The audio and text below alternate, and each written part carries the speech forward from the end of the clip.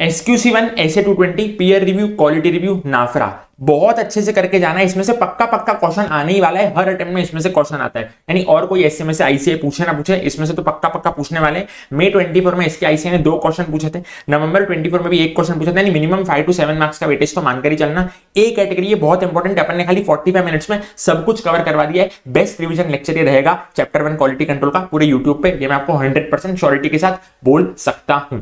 Minimal pages में मैंने best quality देने की आपको कोशिश करी है, तो देख लेना ये लेक्चर को, आपको मजा आएगा। ठीक है, हाँ जी सर, एंजॉय करना और लाइक करो भाई, वीडियो को लाइक करो, सब्सक्राइब करो चैनल को, इतनी मेहनत चल रही है। चलो सर, अब एंजॉय करो क्वालिटी कंट्रोल चैप्टर को। चलिए चलो सर, SQC1 का इतना धमाकेदार जोरदार तगड़ा वाला रिवीजन कराऊंगा ना भाई साहब, सब कुछ रिकॉल हो जाएगा प्यारी तरीके से। इन डेप्थ जबरदस्त वाला रिवीजन करेंगे, मजेदार energy, ultra energetic, super energetic, महा एनर्जेटिक रिवीजन करेंगे। तुमको भी मेरी जितनी नहीं, मेरे से डबल एनर्जी लगानी पड़ेगी। सबसे पहले तो चैट बॉक्स में क्या लिखोगे? SQC1, खाली इतना ही लिख दो, क्योंकि मेरे को पता है तुम लोग इतना बड़ा नाम लिखना तो तुम्हारे बस की नहीं है। खाली SQC1 लिख देना चैट बॉक्स में। SQC1 का मतलब क्या है ना? Quality control. वाह सर वाह, आपको क्वालिटी वाला काम करना है कि वाहियात काम करना है? क्वालिटी वाला काम करना है। Quality control for firms. अच्छा सर, फर्म्स, ये कौन से फर्म की बात चल रही है? सीए फर्म की बात चल रही है। कभी भी एक सीए फर्म काम करेगी तो वो क्वालिटी वाला काम करेगी। कैसा काम करेगी सर? क्वालिटी वाला काम करेगी। ठीक है सर। सर ये सीए फर्म क्या क्या काम करती है? मैंने बोला सीए फर्म ऑडिट करती है, वाह जी वाह। ये सीए फर्म रिव्यू करती है, वाह जी वाह। ये सीए फर्म एश्योरेंस करती है, वाह जी वाह। ये सीए फर्म रिलेटेड सर्विस करती है, वाह जी वाह। यानी कि मैं बोलूं SQC1 सबको लगेगा, चाहे एक सीए फर्म ऑडिट करे, वाह सर वाह, चाहे एक सीए फर्म रिव्यू करे, चाहे एक सीए फर्म एश्योरेंस का काम करे, चाहे एक सीए फर्म रिलेटेड सर्विस का काम करे। मैंने बोला यस सर। अब पढ़ना SQC1 के नाम को, क्वालिटी कंट्रोल फॉर फर्म्स। पहले इतना पढ़ो, quality control for firms that perform. क्या करती है? 4 प्रकार के काम करती है। Audit, review of historical financial information, other assurance and related service engagement. Clarity है क्या? यस सर, क्लैरिटी है। आसान लग रहा है कि आसान लग रहा है? SQC1 के नाम को तोड़ के याद करना। क्लियर है क्या? क्वालिटी कंट्रोल फॉर फर्म्स, पहले इतना पढ़ना, जो कि क्या परफॉर्म करती है? मैंने बोला ऑडिट करती है, रिव्यू करती है हिस्टोरिकल फाइनेंशियल इंफॉर्मेशन का, अदर एश्योरेंस करती है और रिलेटेड सर्विस एंगेजमेंट करती है। वाह वाह वाह, सबने नाम लिखना भी चालू कर दिया। जय भाई दर्शन, वो दर्शन क्या? दर्शना, super, mind blowing. Sir SQC1 का फुल फॉर्म क्या होता है? मैंने बोला स्टैंडर्ड ऑन क्वालिटी कंट्रोल। क्या होता है sir? Standard on quality control. Sir objective बताओ ना SQC1 ऐसे 220 का। मैंने बोला था ऑब्जेक्टिव स्टेटमेंट आपको कोई भी ऐसे में याद नहीं करना होता,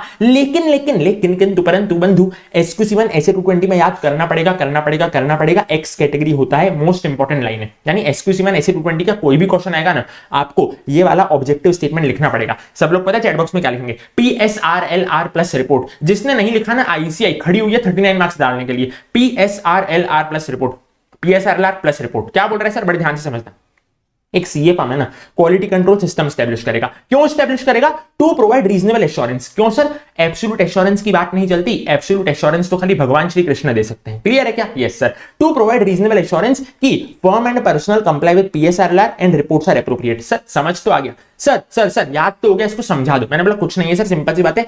मैं क्या बोल रहा हूं ना, एक सीए फर्म मैं कब बोलूंगा कि क्वालिटी वाला काम कर रही है, कब मैं बोलूंगा कि उसका क्वालिटी वाला काम है? मैंने बोला जब वो PSRLR को कंप्लाई करेगी और जब उसकी रिपोर्ट्स एप्रोप्रिएट होगी। PSRLR का मतलब होता है professional standards and regulatory and legal requirements. Simple सादा सा इसका मतलब होता है एसएस। यानी एक सीए फर्म अगर एसए, SRS, SRE, SAE को ध्यान में रख के काम करेगी, इसका सिंपल सादा सा मतलब क्या होगा कि भाई वो क्वालिटी वाला काम कर रही है। दूसरा, उसकी रिपोर्ट्स एप्रोप्रिएट होनी चाहिए। यानी क्वालिफाइड रिपोर्ट के टाइम पे उसको क्वालिफाइड देना चाहिए, क्लीन रिपोर्ट के टाइम पे उसको क्लीन रिपोर्ट देनी चाहिए। ऐसा नहीं करना चाहिए कि बननी चाहिए क्वालिफाइड रिपोर्ट और वो बना रही है क्लीन रिपोर्ट। सिंपल है क्या? जो है वैसी उसको मस्त सी रिपोर्ट देनी चाहिए। सिंपल है क्या? हाँ सर, रिपोर्ट्स आर एप्रोप्रिएट। यानी अगर रिलायंस में सब कुछ बढ़िया है ना तो क्लीन रिपोर्ट दे दो, कुछ खराब है ना तो क्वालिफाइड रिपोर्ट दे दो। क्लियर है क्या? जैसी रिपोर्ट होनी चाहिए वैसी रिपोर्ट उसने दी है, that is something called reports are appropriate. SQC1 ऐसे 220 का कोई भी क्वेश्चन आएगा, क्या करना है आपको? ये 2 लाइन लिखनी है कि कंप्लायंस विद PSRLR और रिपोर्ट्स आर एप्रोप्रिएट। ठीक है? सीए फर्म और उसके आर्टिकल PSRLR के साथ कंप्लाई करनी चाहिए, रिपोर्ट्स एप्रोप्रिएट होनी चाहिए। सर SQC1 की बात तो ठीक है सर, ऐसे 220 एक होता है। SQC1 में जो बातें आती है ना, सेम टू सेम डिक्टो बातें आती है ऐसे 220 में। क्लियर है क्या? फर्क सिर्फ इतना सा है, फर्क सिर्फ इतना सा है, SQC1 सबकी बात करता है, audit, review, assurance, related service, but SA220 बात करता है ऑडिट के बारे में। क्लियर है? क्योंकि वो स्टैंडर्ड ऑन ऑडिटिंग है। क्या है बात करता है? Quality control for audit of financial statements. इसका तो नाम लिख सकते हो ना सर, इसका तो नाम लिख सकते हो मेहरबानी करके। यस सर, SA220 का हम नाम लिखेंगे quality control for audit of financial statements. What is the difference between SQC1 and SA220? Y category का क्वेश्चन है। मैंने बोला देखो 4 पॉइंट अपन सीख करके चले थे। SQC1 SA220 में क्या डिफरेंस है? मैंने बोला था SQC1 एंटायर फर्म को लगता है, SA220 खाली ऑडिट को लगता है। SQC1 में रिस्पांसिबिलिटी किसकी रहती है? मैनेजिंग पार्टनर की रहती है। SA220 में रिस्पांसिबिलिटी किसकी रहती है? एंगेजमेंट पार्टनर की लगती है। क्लियर है क्या? यहाँ पे SQC1 में कौन रिस्पांसिबल होता है? Managing partner. यहाँ पे कौन रिस्पांसिबल होता है? Engagement partner. दोनों का मतलब एक ही है, तुम्हारा प्रिंसिपल जो तुमको स्टाइपेंड देता है ना। मैंने बोला यस सर, प्रिंसिपल की बात चलती है। SQC1 is applicable on audit, review, assurance, related services, but SA220 is applicable only on audit. SQC1 में जो क्वालिटी कंट्रोल पॉलिसीज बनती है वो फर्म लेवल पे बनती है। SA220 में जो क्वालिटी कंट्रोल पॉलिसीज बनती है वो पूरे फर्म के लेवल पे नहीं बनती मेरे भाई, खाली ऑडिट के लेवल पे बनती है। SQC1 PSRLR प्लस रिपोर्ट की बात करता है। SA220 में तुम क्या लाइन लिख के आओगे? SQC1 is sine qua non for SA220, यानी कि SA220 is inspired from SQC1। Are you guys getting my point? Yes sir. Recall होता है? Yes sir. बड़े ध्यान से देखना मेरी बात को, बड़े ध्यान से देखना मेरी बात को। Elements of quality control system, sir sir sir sir sir elements of quality control system. कैंट देता है सबसे शुद्ध पानी, सबसे क्वालिटी वाला पानी। जैसी बात है कि क्वालिटी की, मेरे को क्या देगा सर? कैंट देता है सबसे शुद्ध पानी। क्लियर है? क्वालिटी वाला पानी कौन देता है? कैंट। कैंट से क्या देती है मेरे को? हेमा जी, हेमा जी, हेमा जी। सब लोग मेरे साथ एक्शन करना। हिमालय ले ले ले ले, चैट बॉक्स में हिमालय ले ले ले ले ले ले। कम ऑन एवरीबॉडी से धुन में गाओ ना, हिमालय ले ले ले ले, डांस करो हिमालय। सिंपल है भाई, सिंपल है। Elements of quality control system. Sir sir sir, अरे what do you mean? What do you mean by elements of quality control system? Human resources, engagement performance, monitoring, acceptance and continuance of client relations and specific engagements, leadership responsibilities, ethical requirements. Clarity है क्या? Clarity है। अब इसको अपन deep में भी पढ़ेंगे। मैंने बोला SA220 में भी सेम एलिमेंट्स है जो कि अपन SQC1 वाले एलिमेंट सीखे ना, Himalaya, same to same SQC1 में भी है, SA220 में है। फर्क सिर्फ इतना सा है, ह्यूमन रिसोर्सेज का नाम बदल के असाइनमेंट ऑफ एंगेजमेंट टीम कर दिया गया है। क्लियर है क्या? खाली ह्यूमन रिसोर्सेज का नाम बदल के असाइनमेंट ऑफ एंगेजमेंट टीम है। बाकी ये एमाले जो है ना, एमाले EMALE सब सेम है, खाली ह्यूमन रिसोर्सेज का नाम बदल के क्या करा है? Assignment of engagement team. यानी ये वाले जो हिमालय है ना, हिमालय, ये SQC1 का है। SA220 में ये EMALE, ये तो सेम है, खाली ह्यूमन रिसोर्सेज का नाम बदल के क्या कर दिया? असाइनमेंट ऑफ एंगेजमेंट टीम कर दिया। क्लियर है क्या? MCQ में तुमको पूछ सकते हैं। सर एक फर्म है ना, फर्म, CA फर्म, अपने आर्टिकल को पता है क्या बोलती है? अपने पर्सनल को पता है क्या बोलती है? Quality control policies and procedures बताती है। क्लियर है क्या? क्या बताती है? Quality control policies and procedures बताती है। और जो आर्टिकल होते हैं ना, वो उनको उन quality control policies and procedures पे फीडबैक देते हैं। Sir sir sir sir sir sir sir sir sir let's talk about ethical requirements. Sir ethical requirements अपन ने पढ़ी थी प्रोफेशनल एथिक्स में, याद करो बच्चा। BCD in out plus independence, सब लोग चैट बॉक्स में लिखेंगे BCD in out plus independence. B बोले तो प्रोफेशनल बिहेवियर, C बोले तो कॉन्फिडेंशियलिटी, D बोले तो professional competence and due care. Clear है? In out, integrity, objectivity. Clear है? IO, इन आउट का मतलब क्या है? Integrity, objectivity. आई बोले तो इंटीग्रिटी, ओ बोले तो ऑब्जेक्टिविटी, और एन में आता है इंडिपेंडेंस। सर एक CA फर्म है ना, इंडिपेंडेंस रिक्वायरमेंट्स कम्युनिकेट करती है अपने आर्टिकल को। क्या बोलती है आर्टिकल को? आर्टिकल इंडिपेंडेंट रहना। ओ आर्टिकल, अरे मेरे प्यारे आर्टिकल, अगर तू रिलायंस को ऑडिट करने जा रहा है ना, यू शुड बी इंडिपेंडेंट। अगर थ्रेट्स है ना, तो थ्रेट एलिमिनेट करना या तो खुद ही एलिमिनेट हो जाना। सर थ्रेट एलिमिनेट में करूंगा सेफगार्ड्स लगा करके, खुद ही एलिमिनेट में कैसे होगा सर? मैंने बोला विड्रॉ कर जाना एंगेजमेंट से। मैंने क्या बोला सर? एंगेजमेंट से विड्रॉ कर जाना। सिंपल सी बात है क्या? मैंने बोला यस सर, सिंपल सी बात है। पर्सनल जो होगा ना, वो CA फर्म को, पर्सनल बोले तो आर्टिकल, आर्टिकल CA फर्म को बोलेगा पता है क्या? मैं इंडिपेंडेंट हूं, मैं इंडिपेंडेंट हूं। क्लियर है? यानी संयम मेरा आर्टिकल है, मैं कौन हूं? चार्टर्ड हूं, संयम इज माय आर्टिकल। वो मेरे को बोलेगा कि मैं इंडिपेंडेंट हूं। वो क्या बोलेगा? मेरा कोई रिलायंस से लेना देना नहीं है सर, मैं इंडिपेंडेंट हूं। तुम बताना ओरली बोलेगा, रिटर्न में बोलेगा? मैंने बोला रिटर्न में बोलेगा। कब बोलेगा? एटलीस्ट एनुअली बोलेगा, साल में कम से कम एक बार तो बोलेगा ही बोलेगा। सर 2-3 बार उसको बोलना हो तो वो बोल सकता है, लेकिन साल में कम से कम एक बार तो वो मेरे को ऐसा लिखित में देगा, रिटर्न कंफर्मेशन देगा। ठीक है? हाँ सर। कौन देगा? संयम मेरा आर्टिकल है। क्लियर है? किसको देगा? मेरे को देगा, CA फर्म को देगा। फर्म बोले तो तुम्हारा जो प्रिंसिपल होता है ना, वो जो तुमको क्या देता है? स्टाइपेंड देता है। और पर्सनल बोले तो आर्टिकल। सिंपल है क्या? संयम गया था, आर्टिकल मेरा है संयम, संयम गया था ऑडिट करने, तो मेरे को लिखित में देगा कि मैं इंडिपेंडेंट हूं। क्लियर है? फेमिलियरिटी थ्रेट क्या होता है सर? बहुत टाइम से मान लो एक ही ऑडिटर है, मान लो मैं रिलायंस का ऑडिट 10-12 साल से कर रहा हूं, बहुत टाइम से मैं ही हूं, तो मैंने बोला एक फैमिलियरिटी थ्रेड बन जाएगा, एक फैमिली जैसा रिश्ता बन जाएगा। सर लिस्टेड एंटिटी की ऑडिट में प्लीज ये ध्यान रख लेना, एमसीक्यू में आता है 7 ईयर्स वाला लिमिट, और एटलीस्ट एनुअली वाला लिमिट भी आईसीआई के बीओएस एमसीक्यू पे। मैंने बोला अगर मैं लिस्टेड एंटिटी का ऑडिट करने गया हूं, लिस्टेड एंटिटी का ऑडिट, रिलायंस एक लिस्टेड एंटिटी है, अगर तो मैं पार्टनरशिप हुआ ना, पार्टनरशिप फर्म, मैं सीए पार्टनरशिप फर्म वाला हूं, समझे, मैं रिलायंस का ऑडिट करने जा रहा हूं, रिलायंस एक लिस्टेड एंटिटी है, मैं एक पार्टनरशिप फर्म हूं, मैं सीए हूं, पार्टनरशिप फर्म हूं, मैक्सिमम 7 ईयर्स तक मैं उसको ऑडिट कर पाऊंगा। लेकिन अगर मैं एक सोल प्रैक्टिशनर हूं तो मैं अनलिमिटेड ईयर्स तक रिलायंस को ऑडिट कर पाऊंगा। क्लियर है क्या? Yes sir. यानी एंगेजमेंट पार्टनर को रोटेट करना पड़ता है in at least 7 years, except sole practitioner. Simple है क्या? हाँ सर सिंपल है। मैं रिलायंस का ऑडिट करने जा रहा हूं, मैं कौन हूं? एक सीए पार्टनरशिप फर्म वाला हूं। कौन सा हूं मेरे भाई? पार्टनरशिप फर्म वाला हूं, पार्टनरशिप फर्म वाला। तो मैक्सिमम 7 ईयर्स तक मैं ऑडिट करूंगा, फिर किसी और को आना पड़ेगा ऑडिट करने के लिए। क्लियर है क्या? हाँ, यानी कि एंगेजमेंट पार्टनर को रोटेट होना पड़ेगा in at least 7 years. But when I talk about sole practitioner, अगर मैं सोल प्रैक्टिशनर वाला होता तो मैं अनलिमिटेड ईयर्स के लिए ऑडिट कर पाता था। Are you guys getting my point or not? Do let me know in the chat box। फिर अपन ने पता है क्या पढ़ा था? अपन ने पढ़ा था, पता है क्या पढ़ा था? अपन ने पढ़ा था एंगेजमेंट परफॉर्मेंस। अपन ने क्या पढ़ा था ना सर? अपन ने पढ़ा था एंगेजमेंट परफॉर्मेंस। बड़े ध्यान से देखना सर, एंगेजमेंट परफॉर्मेंस बहुत सिंपल है सर। एंगेजमेंट परफॉर्मेंस, कंसल्टेशन तुम कब लेते हो सर? एंगेजमेंट परफॉर्मेंस में सबसे पहली बात अपन ने देखी थी कंसल्टेशन के बारे में। कंसल्टेशन तुम इजी मैटर्स पे लेते हो कि डिफिकल्ट मैटर्स पे? मैंने बोला था डिफिकल्ट कंटेंशियस मैटर्स पे लेते हो। सीए फर्म के अंदर से भी ले सकते हो, किसी से बाहर से भी ले सकते हो। तुम लोग लेते हो टेक्निकल, एथिकल, अदर मैटर्स पे कंसल्टेशन, और कंसल्टेशन का डॉक्यूमेंटेशन भी करते हुए चलना पड़ेगा, डायरी में लिखते हुए चलना पड़ेगा। सर मैं आपको बताता हूं, सिंपल सी बात है।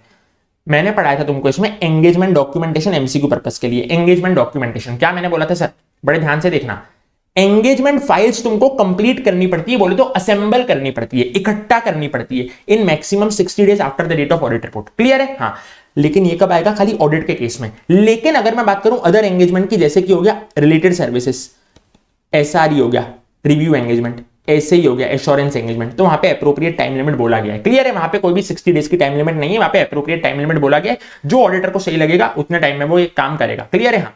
2 रिपोर्ट है सेम सब्जेक्ट मैटर पे। मान लो 2 रिपोर्ट है सेम सब्जेक्ट मैटर पे, यानी कि जो ऑडिट रिपोर्ट की बात की गई ना, हाँ, एक है कंसोलिडेशन पर्पस के लिए ऑडिट रिपोर्ट, दूसरी है लीगल पर्पस के लिए ऑडिट रिपोर्ट। दोनों पे सेपरेट लिमिट लगेगी। सिंपल है क्या? Yes sir. यानी मान लो कंसोलिडेशन पर्पस वाली ऑडिट रिपोर्ट की डेट है 31 जुलाई, और लीगल पर्पस वाली ऑडिट रिपोर्ट की डेट है 29 जुलाई। तो जो 60 डेज होगा ना, वो दोनों का अलग से काउंट किया जाएगा। क्लियर है? Yes sir. Sir engagement documentation CA की प्रॉपर्टी होती है, सीए फर्म की प्रॉपर्टी होती है। वो अपने डिस्क्रिप्शन पे, अपने मर्जी पे चाहे तो क्लाइंट को अवेलेबल करा सकती है, प्रोवाइडेड इससे उसके काम पे कोई इंपैक्ट नहीं आना चाहिए, provided it does not undermine the validity of work. Are you guys getting my point? मैंने बोला यस सर। सर कब तक एंगेजमेंट डॉक्यूमेंटेशन रिटेन रखनी है? मैंने बोला minimum 7 years from the date of audit report date और ग्रुप ऑडिट रिपोर्ट डेट। उसके बाद चाहो तो फाड़ करके फेंक देना, जला देना। क्लियर है? हाँ सर। सब एक चैट बॉक्स में एक चीज लिखेंगे, 60 यहाँ पे क्या है ना 7 ईयर्स, यहाँ पे क्या है ना सर 60 डेज, 7 ईयर्स 60 डेज, 60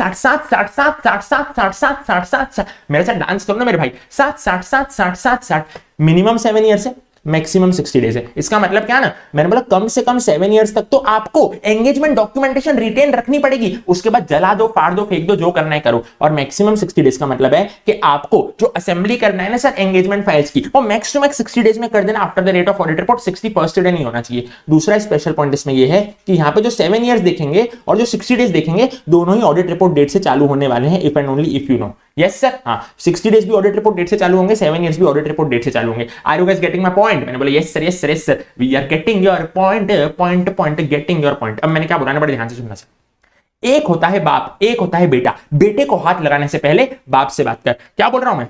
क्या ब्लर हो रहा है क्या? ओ भाई ब्लर हो रहा है क्या?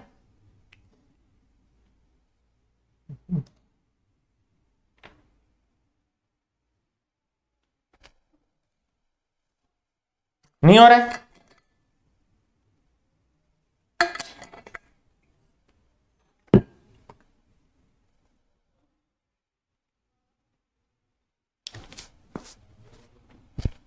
नहीं है ना ब्लर? ठीक है, कंटिन्यू करता हूं मैं, ठीक है?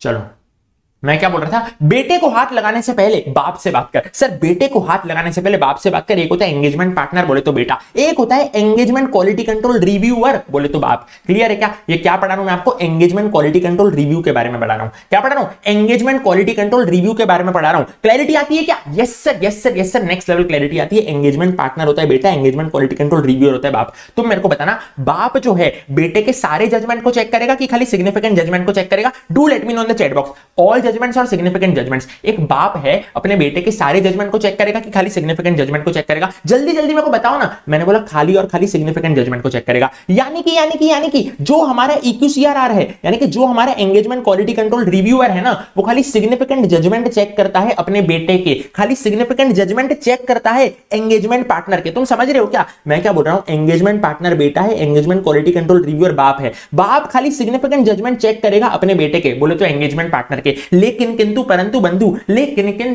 बंधु, इससे एंगेजमेंट पार्टनर की रिस्पांसिबिलिटीज पे कोई भी इंपैक्ट नहीं आएगा, यानी एंगेजमेंट पार्टनर की रिस्पांसिबिलिटी रिड्यूस नहीं होगी। ठीक है? यस सर, एंगेजमेंट पार्टनर अभी भी रिस्पांसिबल रहेगा। सर ये मैंडेटरी होता है जब कभी भी लिस्टेड एंटिटीज का ऑडिट होता है। अदर के केस में अगर सीए चाहे ना तो वो EQCRR को बुला सकता है, बाकी नहीं बुलाएगा तो उसकी मर्जी है। लेकिन जब लिस्टेड एंटिटी का ऑडिट होगा ना, तब तो कंपलसरी है एंगेजमेंट क्वालिटी कंट्रोल रिव्यू करवाना कंपलसरी है। क्लियर है? अदर केसेस के केस में मान लो किसी प्राइवेट कंपनी का ऑडिटर है, तो अगर सीए फर्म ने क्राइटेरिया डेवलप किया है तो ही क्या होगा sir, engagement quality control review होगा, नहीं तो नहीं होगा। सर क्वेश्चन मई 24 का एग्जाम क्वेश्चन है सर, ये कौन सा सर? EQCR अगर हो रहा है for audit of listed entities तो किन किन बातों का ध्यान रखना है? मैंने बोला क्रिकेट टीम का बाप कौन है? यहाँ पे एंगेजमेंट क्वालिटी कंट्रोल रिव्यू क्या होता है ना सर, बाप। भाई क्रिकेट टीम का बाप कौन है आज की तारीख में? सब लोग चैट बॉक्स में लिखेंगे मोहम्मद सिराज। सब लोग चैट बॉक्स में लिखेंगे मोहम्मद सिराज। क्या बोला था? M for misstatement, S for significant, I for independence, R for reflect, A for appropriateness,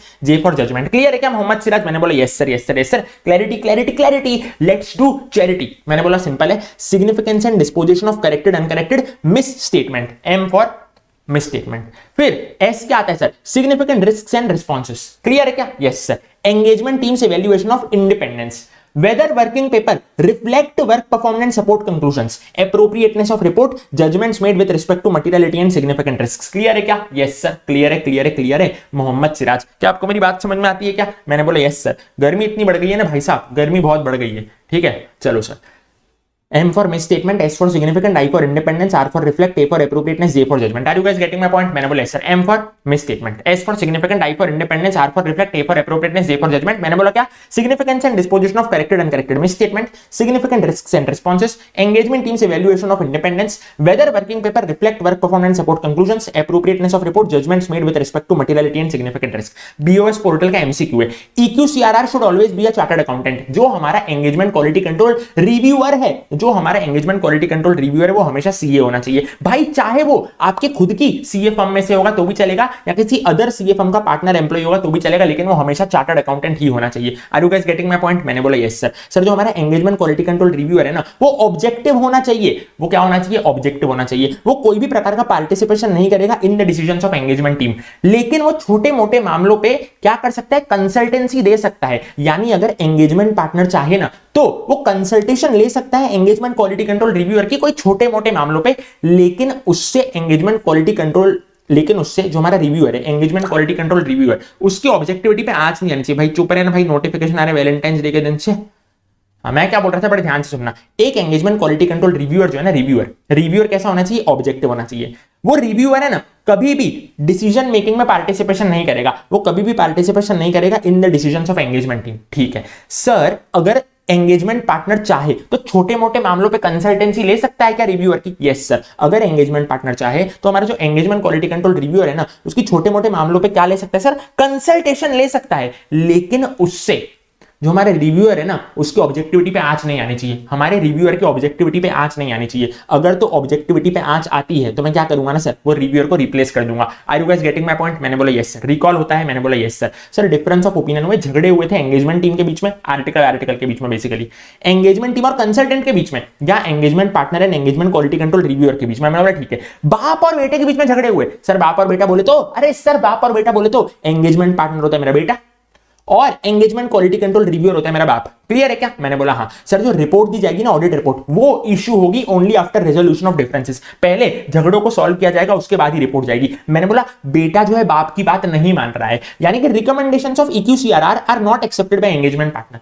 बेटा जो है वो बाप की बात नहीं मान रहा है। Matter not resolve to EQCRR satisfaction. जैसा बाप चाहता था ना वैसे मैटर रिजॉल्व नहीं हुए। बाप जो चाहता था वो नहीं हुआ है, नहीं हुआ है, नहीं हुआ है। बाप है ना, बाप जो चाहता था वो नहीं हुआ है। मैटर रिजॉल्व नहीं हुए टू EQCRR सेटिस्फेक्शन। क्लियर है क्या? हाँ सर। यानी बेसिकली क्या हुआ ना, बेटे जो है ना और बाप जो है ना, उन दोनों में मतभेद हो गया। क्या हो गया सर? मतभेद हो गया। उन दोनों में क्या हो गया? डिफरेंस ऑफ ओपिनियन हो गया। समझ रहे हो क्या? हाँ। जो बाप चाहता था ना रिकमेंडेशंस ऑफ EQCRR, वो बेटा एक्सेप्ट कर रहा नहीं है, और matter not resolve to EQCRR satisfaction, यानी कि EQCRR के सेटिस्फेक्शन के हिसाब से मैटर रिजॉल्व नहीं हुए। सिंपल सी बात है कि हाँ जो बाप चाह रहा था वो हुआ नहीं है। तो एस्टैब्लिश्ड प्रोसीजर्स करेंगे, क्या करेंगे? कंसल्टिंग करेंगे। ये कंसल्टिंग हम हमारे सीए फर्म से भी करवा सकते हैं, ठीक है? या तो फिर बराबर ध्यान से सुनना, कंसल्टिंग किससे करवा सकते हैं? मैंने क्या बोला था? कंसल्टिंग किससे कराऊंगा मैं? अनादर सीए फर्म से करवाऊंगा, या तो फिर प्रोफेशनल रेगुलेटरी बॉडी से कराऊंगा। कंसल्टिंग किससे कराऊंगा? मैंने बोला अनादर सीए फर्म से कराऊंगा। अनादर सीए फर्म यानी कि पड़ोसी सीए फर्म से कराऊंगा, या फिर प्रोफेशनल रेगुलेटरी बॉडी से कराऊंगा। क्लैरिटी आती है क्या इतनी? मैंने बोला यस सर क्लैरिटी आती है। फोर्थ पार्ट क्लियर था, थर्ड पार्ट क्लियर था, सेकंड पार्ट भी अपन ने कर लिया, और फर्स्ट पार्ट भी वी हैव डन इट, वो भी बहुत बहुत बहुत प्यारी तरीके से, अच्छी तरीके से। सर ह्यूमन रिसोर्सेज, एक सीए फर्म में कौन होते हैं ह्यूमन रिसोर्सेज? मैंने बोला हमारे आर्टिकल। तुम बताना आर्टिकल हंसते रहते हैं कि रोते रहते हैं? तुम मेरे को बताना सर। मैंने बोला आर्टिकल हमेशा रोते रहते हैं। क्या रोते रहते हैं सर? काम ज्यादा है टाइम कम है, काम ज्यादा है टाइम कम है, काम ज्यादा है टाइम कम है। क्लियर है क्या? हाँ। ह्यूमन रिसोर्सेज के 3 पॉइंट बहुत मस्त थे, पता है क्या? आर्टिकल जो थे रोते रहते बोलते हो रोल। क्या बोलते हैं? काम ज्यादा है टाइम कम है, यानी रिस्पॉन्सिबिलिटी ज्यादा है और टाइम कम है। सिंपल है क्या? बड़े ध्यान से समझना। Identity and role of engagement partner communicated to clients management ECWG। भाई मैनेजमेंट को जाकर के बता दो कौन आया है। मैंने बोला एंगेजमेंट पार्टनर आया, देखो भी कौन आया, आइडेंटिटी बता देना, रोल बता देना एंगेजमेंट पार्टनर का। मैनेजमेंट को जाकर के बता दो कौन आया है, साला एंगेजमेंट पार्टनर आया है। क्लियर है क्या? ये लोग रोते रहते हैं, जो ह्यूमन रिसोर्सेज होते हैं ना, एक आर्टिकल्स होते हैं, रोते रहते हैं। क्या? टाइम कम है काम ज्यादा है, टाइम कम है काम ज्यादा है। सर काम ज्यादा है बोले तो responsibilities of engagement partner are defined and communicated to him. Engagement partner को पता होनी चाहिए कि उसकी क्या रिस्पॉन्सिबिलिटीज है, उसको पता होना चाहिए कि भाई मेरी ये 10 की रिस्पॉन्सिबिलिटी है, 11th रिस्पॉन्सिबिलिटी मेरी नहीं है। क्लियर है? Engagement partner has appropriate capabilities and time to perform the role. Engagement partner के पास कैपेबिलिटीज और टाइम होना चाहिए वो पर्टिकुलर काम को करने का। क्लियर है क्या? हाँ सर क्लियर है। वाई कैटेगरी का क्वेश्चन था, मैंने बोला यस सर, समझ गए। Acceptance and continuance of client relations and specific engagement. नए काम को एक्सेप्ट करने से पहले, पुराने काम को कंटिन्यू करने से पहले मेरे को क्लाइंट के बारे में ICC की जानकारी चाहिए। क्या करना है? ICC की जानकारी चाहिए। सब लोग चैट बॉक्स में लिखेंगे ICC। अभी ICC की चैंपियंस ट्रॉफी चल रही है भाई, मजा आ गया सर, मजा आ गया। ICC की बात करेंगे सर। ICC बोले तो सर ब्लर का थोड़ा इश्यू आ रहा है ना, तो मैं क्या बोल रहा हूँ, हाँ 1-2-3 लोगों को ब्लर का इश्यू आ रहा है, तो भाई चलेगा। ये वाला जो क्लिप है ना उसको मैं काट करके तुमको देता ही हूँ प्राइवेट प्लेलिस्ट में। तो एक काम करना, उसको वापस से तुम क्यूमुलेटिव रिवीजन करोगे तो भी खाली थोड़ा सा कोऑपरेट कर लेना। हो सकता है थोड़ा सा ब्लर का इशू आ रहा हो, मैं समझ सकता हूँ 2-3 लोग को आ रहे, ठीक है ना? थोड़ा सी अपन रिवीजन करेंगे, तब तक देख लेना, ठीक है क्या? ओ मेरे भाइयों बहनों, ठीक है? हाँ थोड़ा सा हो सकता है कि आज थोड़ा नेटवर्क इशू हो, ठीक है क्या? हाँ वैलेंटाइंस डे है ना, अब वैलेंटाइंस डे के दिन छोटा मोटा नेटवर्क इशू होना तो बनता ही है ना भाई। हाँ सर बनता है सर। ICC इंटीग्रिटी तेरी कॉम्पिटेंस मेरी कंप्लायंस मेरी। सर देखो इधर का ना, इंटीग्रिटी तेरी कॉम्पिटेंस मेरी कंप्लायंस मेरी, हाथों का इस्तेमाल करो। इंटीग्रिटी तेरी कॉम्पिटेंस मेरी कंप्लायंस मेरी। क्लियर है क्या? हाँ। कोई भी काम को एक्सेप्ट करने से पहले, नया काम आया मेरे पास, उसको एक्सेप्ट करने से पहले या पुराने काम को कंटिन्यू करने से पहले मेरे को इंटीग्रिटी कॉम्पिटेंस कंप्लायंस चेक करनी है। सर SQC1 बात करता है इंटीग्रिटी कॉम्पिटेंस कंप्लायंस के बारे में। इंटीग्रिटी तेरी बोले तो क्लाइंट की, कॉम्पिटेंस कंप्लायंस मेरी बोले तो सीए की। Competence to perform the engagement और compliance with ethical requirements. Sir ये तो SQC1 की बात थी। What about SA220? SA220 में ICC के साथ SM भी आ जाएगा, बोले तो सिग्निफिकेंट मैटर्स ड्यूरिंग करंट और प्रीवियस एंगेजमेंट। ठीक है सर इंपॉर्टेंट है। देखो X स्क्वायर कैटेगरी में मैंने तुमको मार्क करवाया था, matters considered with respect to integrity of client. मैंने बोला भाई क्लाइंट की इंटीग्रिटी कैसे चेक करूं? मैंने बोला भाई जैसे लड़कियां लड़के की इंटीग्रिटी चेक करती है। अच्छा लड़का कौन होता है? लड़कियों को है ना शादी करनी है आजकल, तो मैंने बोला अच्छा लड़का कौन होता है ना, रेप्यूटेशन वाला लड़का होना चाहिए, ठीक है? नेचर उसका अच्छा होना चाहिए, उसमें जरा भी एटीट्यूड नहीं होना चाहिए कबीर सिंह जैसा, वो एग्रेसिव नहीं होना चाहिए भाई कबीर सिंह के जैसे, लिमिटेशन नहीं लगाए वो, क्या नहीं लगा है, लिमिटेशन नहीं लगा है कि भाई 8 बजे के बाद घर से बाहर नहीं निकलने का, वो डाइवोर्स ही नहीं होना चाहिए और उसके पास बहुत पैसा होना चाहिए। भाई लड़कों ये 7 क्राइटेरिया को फुलफिल कर लो, आपकी लाइफ सेट है। वैलेंटाइंस डे के दिन मैंने तुमको एक क्या बता दी, एकदम प्रो टिप बता दी है, बस ये 7 चीजों पे काम कर लो, लड़कियों की लाइन लग जाएगी, लड़कियों की लाइन लग जाएगी, बाकायदा तुम्हारा स्वयंवर होगा, जैसे राखी सावंत का स्वयंवर होता है। सिंपल है क्या? यस सर सिंपल है सर, बस वही है। जैसे लड़कियां लड़कों में कुछ चीज देख रही थी, मेरे को क्लाइंट में वो चीज देखनी है, तो मेरे को पता चलेगा क्लाइंट की इंटीग्रिटी अच्छी है कि इंटीग्रिटी अच्छी नहीं है। क्या मैं बोल रहा हूं? Identity and business reputation of clients, owners, management, TCWG.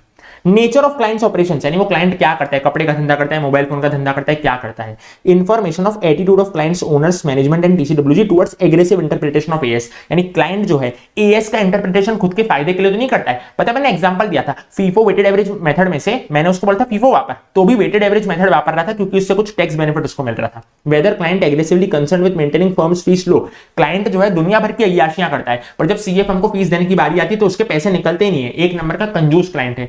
Indications of inappropriate limitation on scope of work, यानी कि जो क्लाइंट है ना वो लिमिटेशन लगाता है, ऑडिटर को काम करने ही नहीं देता है। क्लियर है? Reason for appointment of firm and non reappointment of previous firm, मैं क्लाइंट से पूछूंगा तो पुरानी सीए फर्म को छोड़ करके हमारे पास क्यों आया? सिंपल है क्या? यस सर सिंपल है। जैसे मैंने इधर बोला ना डाइवोर्स ही नहीं होना चाहिए लड़का, तो पुरानी लड़की को छोड़ के मेरे पास क्यों आया? बस वैसा ही सर, वैसा ही है। Indications of money laundering and criminal activities, क्या जो क्लाइंट है वो मनी लॉन्ड्रिंग वगैरह वाले कांड तो नहीं करता? सिंपल सी बात है ना? यस सर सिंपल सी बात है। सर सर सर ये तो बात थी तेरी इंटीग्रिटी की, व्हाट अबाउट मेरी कैपेबिलिटी, मेरी कंपिटेंस? मैंने बोला सिंपल है। अब सीए फर्म की बात चलती है। अब लड़कियों ने अच्छा लड़का देखा, अब हमारी बारी लड़कों, अब हम अच्छी लड़की ढूंढने जाएंगे। हमारी नजर में कौन है अच्छी लड़की? हम एकदम है ना भोले भाले लोग हैं, भोला भाला था, सीधा साधा था, मैं तो नादान था, दुनियादारी से होशियारी से मैं तो अनजान था। मैंने बोला हम सीधे साधे लोग हैं, हमको टंटे वंटे चाहिए ही नहीं। ये लड़कियों के कितने सारे टंटे थे कि लड़के में एटीट्यूड नहीं होना चाहिए, नेचर उसका अच्छा होना चाहिए, ढिंगना होना चाहिए, फलाना होना चाहिए, एग्रेसिव नहीं होना चाहिए। अपने को कैसा? लड़कियों जिंदा हो बस, यानी खाना बनाने का उसके पास नॉलेज होना चाहिए, खाना बनाने का एक्सपीरियंस होना चाहिए, खाना बनाने की कैपेबिलिटी होनी चाहिए। मेरे को टाइम पे डेडलाइन पे खाना बना के खिलाते, रात को 8-9 बजे कुकर की सीटी की आवाज आ गई, देखो पीछे से कुकर की सीटी की आवाज आ गई। हाँ तो मैं क्या बोल रहा था सर, डेडलाइन पे मेरे को टाइम पे खाना बना के खिला दे और एक्सपर्ट जैसा खाना बने और मेरे लायक होनी चाहिए। बोल रहे तो मेरे लिए वो एलिजिबल होनी चाहिए, वो लड़की मेरे लिए एलिजिबल होनी चाहिए। क्लियर है क्या? हाँ सर। चलो सर अब बात करता हूं मैं सीए की। ऊपर तो मैंने किसकी बात करी थी? क्लाइंट की बात करी थी। Yes sir. अब मैं बात करता हूं सीए की। अब मैं किसकी बात करता हूं सर? सीए की बात करता हूं। बड़े ध्यान से देखना सर, अब मैं सीए की बात करता हूं। क्या बोल रहा हूं? बड़े ध्यान से देखना, सीए की बात करता हूं। एक सीए फर्म के पास क्या होनी चाहिए सर? नॉलेज होनी चाहिए इंडस्ट्री की। फर्म पर्सनल यानी कि भाई जो आर्टिकल जो सीए काम करते हैं ना उनके पास क्या होनी चाहिए? यहाँ पे सीए की बात चल रही है, सीए की बात चल रही है। मैंने टॉक अबाउट अच्छी लड़की, यहाँ पे सीए की बात चल रही है। मैंने बोला जो सीए है उसके पास नॉलेज होनी चाहिए इंडस्ट्री की। जो सीए है उसके पास एक्सपीरियंस होना चाहिए रेगुलेटरी रिक्वायरमेंट का। मैं बैंक का ऑडिट करने गया हूं तो मेरे पास आरबीआई का नॉलेज होना चाहिए ना, आरबीआई एक्ट का। यस सर, आरबीआई एक्ट का। जो सीए है उसके पास कैपेबिलिटीज कंपिटेंस होनी चाहिए, सीए की डिग्री होनी चाहिए। जो सीए है ना, सीए वो कंप्लीट कर पाना चाहिए एंगेजमेंट रिपोर्टिंग डेडलाइन के अंदर। क्लियर है? Yes sir. यानी 31 जुलाई तक उसको रिटर्न फाइल कर देना है, 31 जुलाई तक उसको रिटर्न फाइल कर देना है। Experts are available if needed. अगर सीए से खुद से काम नहीं हो रहा है तो उसको अगर एक्सपर्ट की जरूरत है तो एक्सपर्ट्स अवेलेबल होना चाहिए। Individuals meeting the eligibility requirement of engagement quality control review are available. Clear है? उसके पास EQCR अवेलेबल होना चाहिए। क्लियर है क्या? हाँ, उसके पास बाप अवेलेबल होना चाहिए। बेसिकली सिंपल था क्या? Individuals meeting the eligibility requirement of EQCR are available. Simple है क्या? यस सर सिंपल है। अब क्या हुआ ना सर, मेरे को चाहिए थी लंबे बाल वाली लड़की, लेकिन सबने मेरे साथ साजिश करी, और मेरे को बॉयकट वाली लड़की पकड़ा दी। तुम मेरे को बताओ, अगर मेरे को पहले पता होता कि वो लड़की बॉयकट वाली है तो मैं उससे कभी शादी के लिए हाँ करता क्या? कभी हाँ नहीं करता सर, कभी हाँ नहीं करता। यानी कि मैं एंगेजमेंट को डिक्लाइन कर देता अगर वो इंफॉर्मेशन मेरे को पहले मिलती, ऑब्टेनेबल अर्लियर होती। क्लियर है क्या? हाँ सर।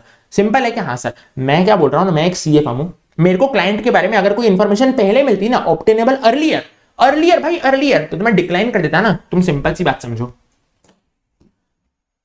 क्लाइंट ने है ना मनी लॉन्ड्रिंग करा था, ऊपर अपन ने इंटीग्रिटी में देखा।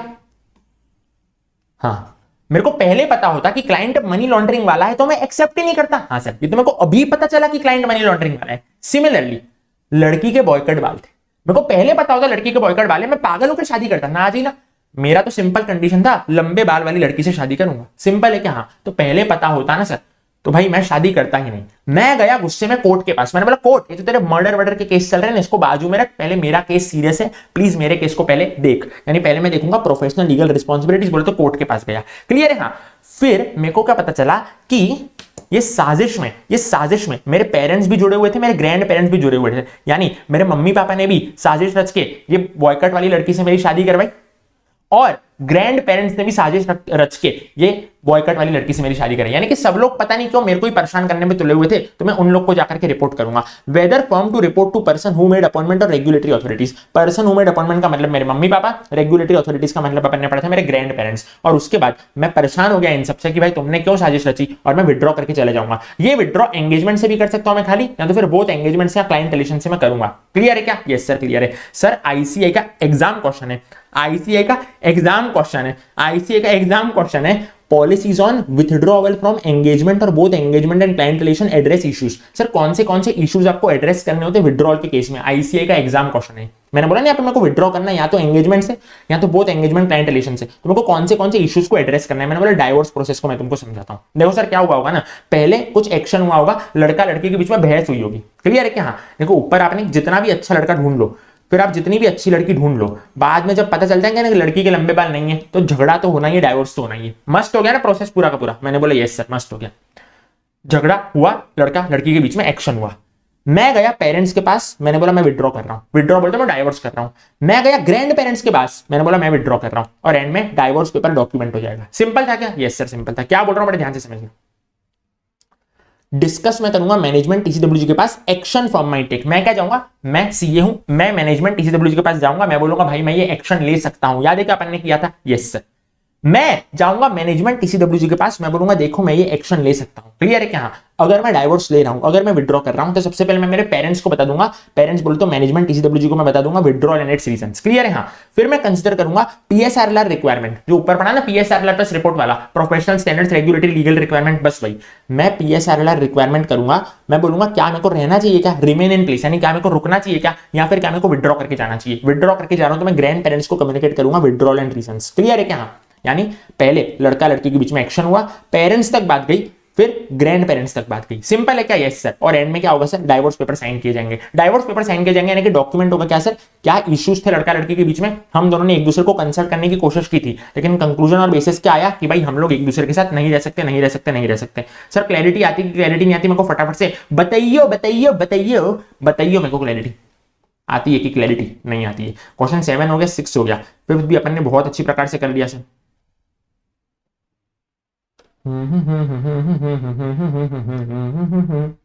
फोर्थ भी अच्छी प्रकार से किया, थर्ड भी किया ना, सेकंड भी किया, फर्स्ट भी किया, ठीक है ना। सेकंड वाला भी कर लिया अपन ने, थर्ड वाला भी अपन ने, नहीं थर्ड वाला बाकी है सर, थर्ड वाला बाकी है। Leadership responsibilities for quality x category very important sir. Leadership responsibilities for quality very important. मैंने क्या बोला ना सर, मैंने क्या बोला बड़े ध्यान से देखना। मैनेजिंग पार्टनर की रहती है अल्टीमेट रिस्पॉन्सिबिलिटी, बोले तो जो सीए फर्म का प्रिंसिपल होता है ना उसकी बात चल रही है। मैनेजिंग पार्टनर की रहती है अल्टीमेट रिस्पॉन्सिबिलिटी, वो एक इनर कल्चर सेट करता है, एकदम एक्सपीरियंस वाला वो इंसान रहता है। क्लियर है क्या? हाँ सर। जो क्वालिटी होती है ना एक सीए फर्म में पैरामाउंट होती है, नॉन नेगोशिएबल होती है, एकदम ऊपर, सबसे ऊपर क्या रखता हूं मैं? क्वालिटी को रखता हूं सर। इसमें 3 बातें पड़ी थी लीडरशिप रिस्पॉन्सिबिलिटी में, पैसा लोग पैसा, पैसा लोग पैसा, पैसा लोग पैसा। क्या सबसे ऊपर तुम किसको रखोगे? अपने काम को रखोगे, पैसे को रखोगे? मैंने बोला काम को रखेंगे, यानी कि commercial considerations do not override the quality of work. Clear है क्या? हाँ सर।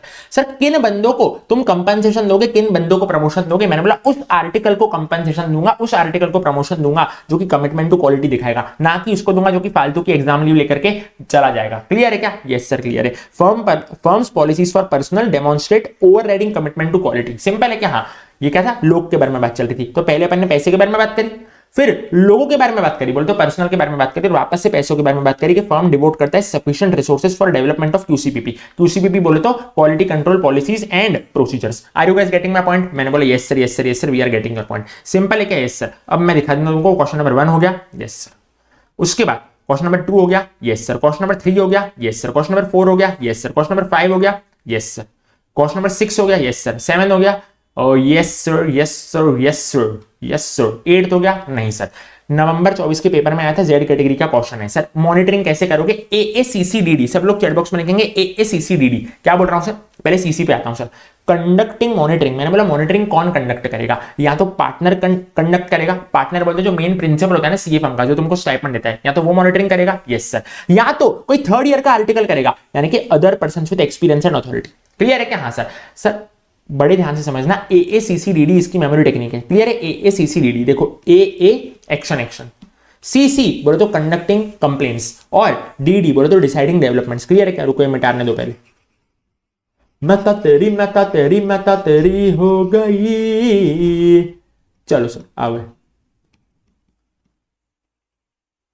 चलो सर पहले मैं सीसी कराता हूं। सीसी बोलते हो कंडक्टिंग कंप्लेंट्स। सर मॉनिटरिंग कौन करेगा? मैंने बोला या तो पार्टनर करेगा जो मेन प्रिंसिपल होता है वो, या तो कोई थर्ड ईयर का आर्टिकल करेगा, बोले तो other person with experience and authority.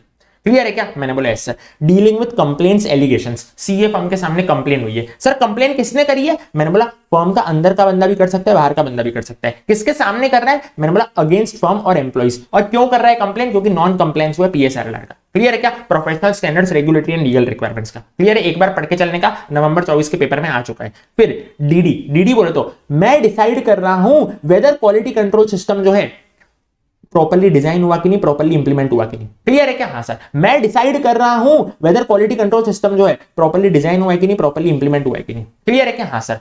Examine whether new developments in PSRLR reflected in quality control policies, यानी कि मान लो एसए 800 में अमेंडमेंट आए होंगे, तो आपने अपने अमेंडमेंट में वो क्वालिटी कंट्रोल पॉलिसीज जो आपने बनाई है ना, उसमें पुरानी चीजें तो थी, एसए 800 ओल्ड वाला तो था, तो आपने वो जो अपनी क्वालिटी कंट्रोल पॉलिसीज है ना, उसमें आपने अमेंडमेंट डाला कि नहीं डाला?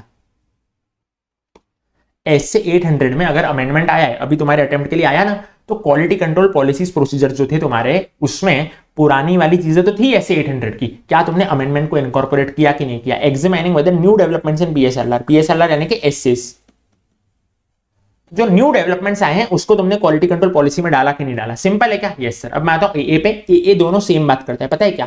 Taking remedial action against personnel who did not conform to quality control policy. अगर एक सीएफएम क्वालिटी वाला काम नहीं करेगी, उस पर एक्शन लिया जाएगा। क्लियर है क्या? हाँ sir. Taking action when deficiencies in design of quality control policies और non compliance with quality control system, ये दोनों एक ही बात करते हैं। अगर आपने क्वालिटी वाला काम नहीं किया तो आप पे एक्शन लिया जाएगा। एसक्यूसी 1 का रिवीजन होता है समाप्त। जल्दी से बताना मजा आया कि मजा नहीं आया, रिकॉल हुआ कि रिकॉल नहीं हुआ? मैं तब तक चेक कर लेता हूं कि सब अपन ने कवर किया कि नहीं किया। Sir 8th is done, yeah bro. 7th is done also, yeah. 7th is also done according to me, yes. Done is sir. 6th done is sir. 5th done is sir. 4th done is sir. 3 भी done है, 2nd भी done है, 1st भी done है। Great है, मजा आ गया sir.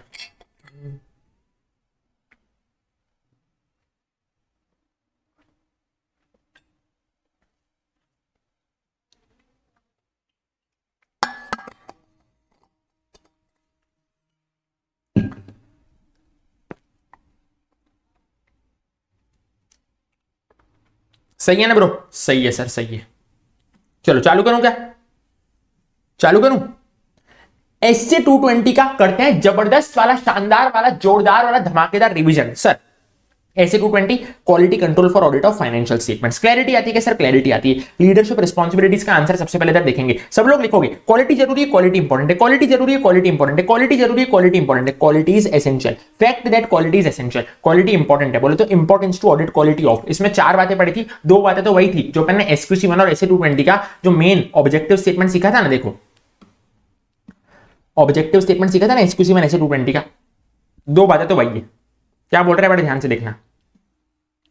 पीएसआरएलआर plus report, perform करना है वर्क आपको पीएसआरएलआर के हिसाब से, और आपकी जो रिपोर्ट है ना वो एप्रोप्रिएट होनी चाहिए। फिर 2 बातें क्या सीखी थी? कंप्लाई आपको करना पड़ेगा क्वालिटी कंट्रोल पॉलिसी से, और आपको काम करना है बिना किसी डर के। क्लियर है क्या? हाँ। Engagement teams ability to raise concerns without fear, आपको बिना किसी डर के काम करना है। जो मेरे आर्टिकल है ना वो बिना किसी डर के काम करेंगे। Engagement teams ability to raise concerns without fear of reprisals. Are you guys getting my point? मैंने बोला yes sir, yes sir, yes sir, we are getting your point. Leadership responsibility में मैंने तुमको क्या बताई सर?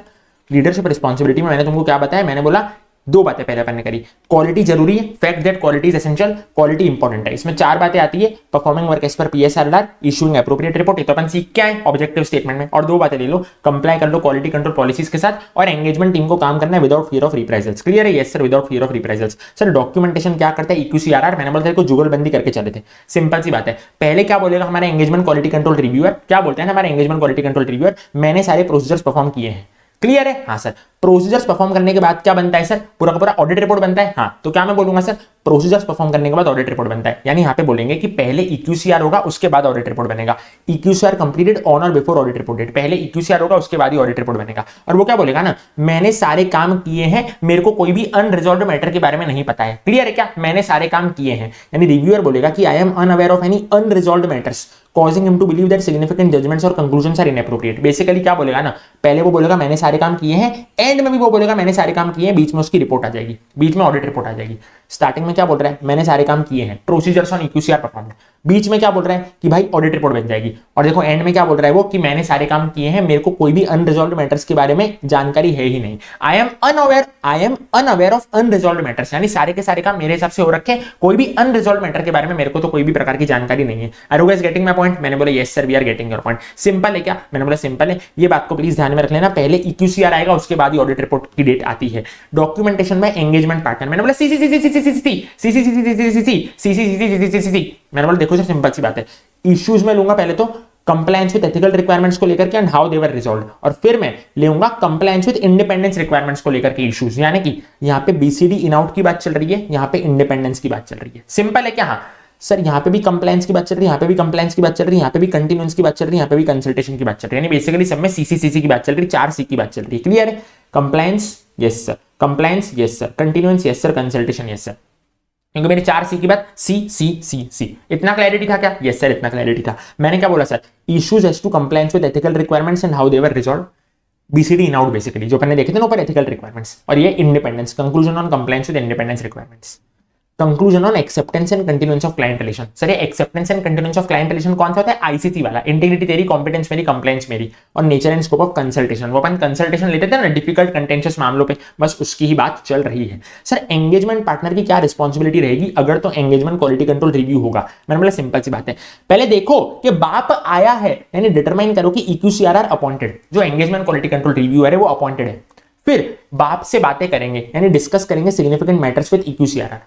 EP क्या करेगा? हमारा जो एंगेजमेंट पार्टनर है EP, वो क्या करेगा? देखेगा बाप आया है, बाप से बातें करेगा, बाप को बोलेगा बाप मेरे को डेट पे जाना है। डेट पे जाना है किसके साथ? मेरी गर्लफ्रेंड के साथ। क्लियर है क्या? हाँ, बाप आया है का मतलब है EQCR अपॉइंट हुआ है कि नहीं हुआ है। फिर बातें करेंगे, यानी कि डिस्कस करेंगे सिग्निफिकेंट मैटर्स बाप के साथ, और मैं क्या बोलूंगा, डेट पे जाना है। डेट पे जाना है यानी कि डेट वाली बातें आएंगी। सर पहले कौन सी डेट आएगी? EQCR की डेट आएगी, उसके बाद ही ऑडिट रिपोर्ट की डेट आएगी, यानी कि not date audit report until the completion of EQCR।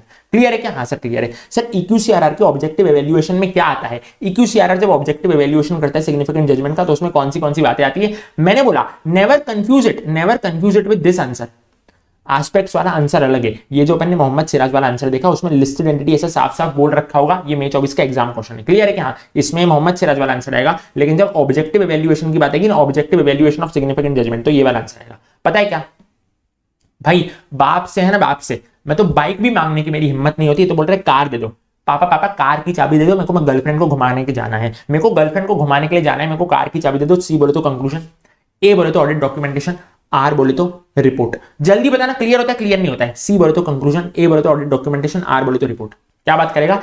Evaluation of conclusions reached in formulating audit report, review of audit documentation, review of financial statements and audit report, और discussion करेगा significant matters के। तो या तो आप car वाले technique से याद रख लेना, या तो कैसे याद रखना ना कि भाई एक EQCR क्या करेगा, मैंने बोला मोटा मोटी सिग्निफिकेंट बातें चेक करेगा। यानी पहले तो वो सिग्निफिकेंट मैटर्स को डिस्कस कर लेगा, फिर वो सिग्निफिकेंट बातें चेक करेगा, यानी वो ऑडिट डॉक्यूमेंटेशन चेक कर लेगा, financial statements audit report check कर लेगा, और कंक्लूजन चेक कर लेगा एंगेजमेंट पार्टनर के। क्लियर है क्या? यस सर क्लियर है। या तो ऐसे अपन ने याद रखा था कार के उसमें, या तो मैंने बोला था एक EQCR आकर के क्या क्या चेक कर लेगा, वो EP का क्या चेक करेगा? मैंने बोला EP कि वो सिग्निफिकेंट मैटर्स चेक कर लेगा, EP का ऑडिट डॉक्यूमेंटेशन चेक कर लेगा, EP की ऑडिट रिपोर्ट चेक कर लेगा, EP के कंक्लूजन चेक करेगा। EP बोलते हैं एंगेजमेंट पार्टनर के। क्लियर है क्या? Yes sir. That was something called question number 1 done, 2 done, 3 done, 4 done. Question number 5 is also done. Question number 6 है mechanism for review of quality control, peer review board, quality review board, NFRA की बात चलती है इसमें। बड़े ध्यान से सुनना सर, सेपरेट क्वेश्चन इसका बनता है सर, सेपरेट क्वेश्चन। यानी कि पीयर रिव्यू, क्वालिटी रिव्यू, नाफरा के आंसर में तुम लोग कभी भी मत देकर के आ जाना रेफरेंस SQC1 SA 220 का। क्लियर है? उसका रेफरेंस नहीं देना, ये पीयर रिव्यू, क्वालिटी रिव्यू, नाफरा अलग से होता है। बड़े ध्यान से सुनना इसको, मैं क्या बोल रहा हूं बड़े ध्यान से सुनना। Mechanism for review of quality control, मैंने बोला पीयर रिव्यू बोर्ड होता है। कौन बनाता है? ICAI काउंसिल बनाता है। ऑब्जेक्टिव क्या है PR बोर्ड का? मैंने बोला एश्योरेंस असाइनमेंट को चेक करना। When I talk about assurance assignment, मैंने तुमको बोला था एश्योरेंस में कौन से असाइनमेंट आते हैं, ऑडिट आता है, रिव्यू आता है, रिलेटेड सर्विस आता है, सॉरी ऑडिट आता है, रिव्यू आता है, एश्योरेंस आता है, रिलेटेड सर्विस नहीं आता। ऑडिट आता है, रिव्यू आता है, एश्योरेंस आता है, रिलेटेड सर्विस नहीं आता। पीयर रिव्यू का मतलब क्या होता है? एक सीए दूसरे सीए के काम को चेक कर रहा है। क्लियर है क्या? यस सर, एक सीए दूसरे सीए के काम को चेक कर रहा है। सर बेसिकली क्या हो रहा है ना सर, इसमें संयम खेरा एंड एसोसिएट्स करके सीए फर्म है, वो शंकर लखवानी एंड कंपनी के काम को चेक कर रही है। क्यों चेक कर रही है? ताकि शंकर लखवानी प्रॉपर सिस्टम के हिसाब से काम करे और शंकर लखवानी एसएस को कंप्लाई करे। Basically technical professional ethical standards को मैं कंप्लाई करूं। मेरे अंदर क्या है ना, संयम का डर बना रहे, मेरे अंदर क्या बना रहे सर? संयम का डर बना रहे, तो मैं क्वालिटी वाला काम करूं ना, इसीलिए पीयर रिव्यू निकाला गया कि संयम मेरा पीयर रिव्यू करेगा। Sanyam Khera and associate Shankar Lakhwani and company का क्या करेगा सर? पीयर रिव्यू करेगा। क्यों? ताकि मैं क्वालिटी वाला काम करूं प्रॉपर सिस्टम के हिसाब से। यस सर, और मैं एसए के हिसाब से काम करूं, टेक्निकल प्रोफेशनल एथिकल स्टैंडर्ड्स के हिसाब से काम करूं। Quality enhancement by ICI members, यानी कि भाई मैं क्वालिटी वाला काम करूं। सिंपल है क्या? हाँ, चेक करने वाले को पीयर रिव्यूअर बोलते हैं, चेक करवाने वाले को प्रैक्टिस यूनिट बोलते हैं। अगर अनक्वालिफाइड रिपोर्ट आएगा तो पीआर सर्टिफिकेट वो मेरे को देगा, peer review certificate. Qualified report के केस में, क्वालिफाइड रिपोर्ट के केस में मेरे को पीआर सर्टिफिकेट नहीं मिलेगा। मेरे को रीजंस बताए जाएंगे, संयम मेरे को रीजन बताएगा और डेट बताएगा फॉलो ऑन रिव्यू के बारे में। क्लियर है क्या? Yes sir. सर आप एक लिस्टेड कंपनी का ऑडिट नहीं कर सकते अगर आपके पास पीयर रिव्यू सर्टिफिकेट नहीं होता तो। ऐसा आपने सीखा था clause number 1 of part number 1, sorry clause number 1 of part number 2 of second schedule. क्या तुमको याद आता है क्या प्रोफेशनल एथिक्स में? जल्दी बताना सर, जल्दी बताना, क्या तुमको याद आता है क्या प्रोफेशनल एथिक्स में? Clause number 1 of part number 2 of second schedule. आप एक लिस्टेड कंपनी का ऑडिट नहीं कर सकते हो अगर आपके पास पीयर रिव्यू सर्टिफिकेट नहीं है तो। चलो मैं तुमको दर्शन भी दे देता हूं, लेकिन ये वो वाले दर्शन की बात नहीं चल रही है जो कि अपनी बंदी के साथ बैठ करके क्लास देता है, जो कि अपनी बंदी के साथ बैठ करके क्लास देखता है। देखो सर, आ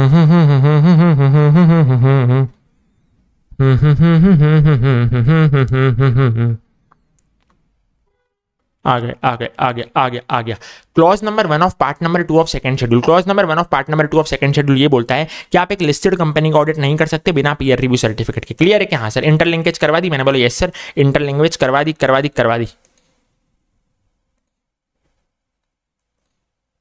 सर क्वालिटी रिव्यू बोर्ड के बारे में बात करता हूं। ये कौन सेटअप करता है? मैंने बोला सेंट्रल गवर्नमेंट, मोदी जी इसको सेटअप करते हैं। Members nominated by central government plus ICI council. जबकि अगर तुम देखोगे पीयर रिव्यू बोर्ड में खाली आईसीआई काउंसिल की बात चल रही थी। याद आता है क्या? मैंने बोला यस सर, याद तो आता है। फंक्शंस क्या है क्वालिटी रिव्यू बोर्ड के? बड़े ध्यान से देखना सर। फंक्शंस क्या है क्वालिटी कंट्रोल बोर्ड के? फंक्शंस क्या है क्वालिटी रिव्यू बोर्ड के? फंक्शंस क्या होते हैं क्वालिटी रिव्यू बोर्ड के? बड़े ध्यान से देखना। वापस से भाई क्वालिटी। पहले संयम जो है ना वो रिकमेंड करेगा मेरे को क्वालिटी। क्लियर है? हाँ। फिर रिव्यू करेगा मेरी क्वालिटी, और अगर मैंने खराब क्वालिटी के हिसाब से काम किया होगा ना तो मेरी क्वालिटी को इंप्रूव करेगा। क्लियर है क्या? यस सर, क्वालिटी के हिसाब से काम आती है। यहां पे भी क्या बात चलती है? क्वालिटी की काम चलती है। यानी कि पीयर रिव्यू में भी क्या हो रहा था? संयम जो है ना मेरी क्वालिटी चेक कर रहा था। क्वालिटी रिव्यू में भी क्या होगा? संयम मेरी क्वालिटी चेक करेगा। क्लियर है क्या? हाँ। पीयर रिव्यू और क्वालिटी रिव्यू सेम ही होते हैं। पीयर रिव्यू में क्या हो रहा था? संयम देख रहा था कि शंकर लखवानी एंड एसोसिएट्स का काम अच्छा है कि नहीं है। क्वालिटी रिव्यू में भी सेम चीज होने वाली है। क्लियर है क्या? हाँ। वो पहले मेरे को रिकमेंडेशन देगा कि शंकर लखवानी सुधर जा, क्वालिटी वाला काम कर। फिर मेरे क्वालिटी को रिव्यू करेगा और फिर मेरे को इंप्रूव करेगा। क्लियर है? मतलब मेरे को बताएगा कि भाई कैसे कैसे मैं इंप्रूव करूं मेरी क्वालिटी को। यहाँ पे रिस्क बेस्ड अप्रोच आता है। याद है अपन ने डिस्कस किया था? Yes sir, risk based approach यहाँ पे आता है। वहां पे रिव्यू करने वाले को पीयर रिव्यूअर बोल रहे थे, यहाँ पे किसको बोलेंगे? टेक्निकल रिव्यूअर बोलेंगे। यहाँ पे जो रिव्यू करेगा उसको टेक्निकल रिव्यूअर बोला जाएगा। क्लियर है क्या? Yes sir. रिव्यू करने वाले को उधर पीयर रिव्यूअर बोल रहे थे, यहाँ पे रिव्यू करने वाले को टेक्निकल रिव्यूअर बोलेंगे। नेशनल फाइनेंशियल रिपोर्टिंग अथॉरिटी बोलते हो नाफरा, कंस्टिट्यूटेड अंडर कंपनीज एक्ट 2013। मैंने बोला ठीक है सर। ड्यूटीज क्या है इसकी? नाफरा की क्या ड्यूटी होती है? मैंने बोला वही सर, वही मॉनिटर करती है कंप्लायंस विद एएसएस से और ओवरसी करती है क्वालिटी। भाई सब में एक ही बात चल रही है, क्वालिटी चेक करनी है। मॉनिटर करती है compliance with accounting standards and standards on auditing, oversee करती है क्वालिटी। मैंने बोला क्या इंपॉर्टेंट है? एमसीक्यू में आ सकता है। Rule number 3 of Nafra rules है, उसमें कुछ कंपनियों का नाम दिया हुआ है, listed company, insurance company, banking company. Clear है क्या? हाँ। अब होता क्या है ना, बड़े ध्यान से देखना। अगर तो listed company, insurance company, banking company का ऑडिट हो रहा है ना, अगर listed company, insurance company, banking company का ऑडिट हो रहा है तो उसके ऑडिटर की क्वालिटी कौन चेक करता है? नाफरा चेक करता है। क्लियर है? हाँ। अदर देन रूल 3 कंपनी का ऑडिट हो रहा है तो उनके ऑडिटर की क्वालिटी कौन चेक करता है? क्वालिटी रिव्यू बोर्ड चेक करता है। और मान लो कोई केस है जिसमें नाफरा नहीं कर पा रहा था, उसने क्या कर दिया सर? क्वालिटी रिव्यू बोर्ड को रेफर कर दिया, तो वो वाले काम भी कौन करेगा सर? क्वालिटी रिव्यू बोर्ड करेगा। बेसिकली कोई लिस्टेड कंपनी है, उसका ऑडिट अगर शंकर कर रहा है तो शंकर की क्वालिटी कौन चेक करेगा? नाफरा करेगा।